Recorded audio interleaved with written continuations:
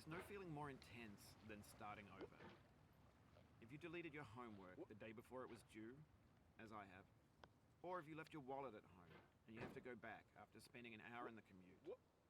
If you won some money at the casino and then put all your winnings on red but it came up black. If you got your best shirt dry cleaned before a wedding and then immediately dropped food on it. If you won an argument with a friend and then later discovered that they just returned to their original view. Starting over is harder than starting up. If you're not ready for that, like if you've already had a bad day, then what you're about to go through might be too much. Feel free to go away and come back. I'll be here. Alright, thanks for coming with me on this trip. I'll understand if you have to take a break at any point. Just find a safe place to stop and quit the game. Don't worry, I'll save your progress, always. Even your mistakes. This game is a homage to a free game that came out in 2002, titled Sexy Hiking. The author of that game was Jazuo, a mysterious Czech designer who was known at the time as the father of B games. And B games are rough assemblages of found objects. Designers slap them together very quickly and freely, and they're often too rough and unfriendly to gain much of a following. They're built more for the joy of building them than as polished products. In a certain way, Sexy Hiking is the perfect embodiment of a B game. It's built almost entirely out of found and recycled parts, and it's one of the most unusual and unfriendly games of its time. In it, your task is simply to drag yourself up a mountain with a hammer. And that act of climbing, in the digital world or in real life, has certain essential properties that give the game its flavor. No amount of forward progress is guaranteed. Some cliffs are too sheer or too slippery. And the player is constantly, unremittingly in danger of falling and losing everything. Anyway, when you start Sexy Hiking, you're standing next to this dead tree that blocks the way to the entire rest of the game.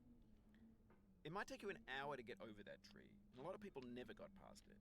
You prod and you poke at it, exploring the limits of your reach and your strength, trying to find a way up and over. And there's a sense of truth in that lack of compromise. Most obstacles in video game worlds are fake. You can be completely confident in your ability to get through them once you have the correct method or the correct equipment or just by spending enough time. In that sense, every pixelated obstacle in Sexy Hiking is real. The obstacles in Sexy Hiking are unyielding, and that makes the game uniquely frustrating. But I'm not sure Jazuo intended to make a frustrating game.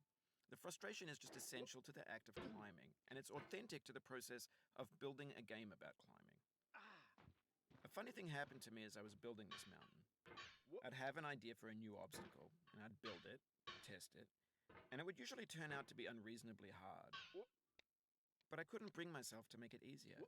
It already felt like my inability to get past the new obstacle was my fault, as a player rather than as a builder. Imaginary mountains build themselves from our efforts to climb them, and it's our repeated attempts to reach the summit that turns those mountains into something real.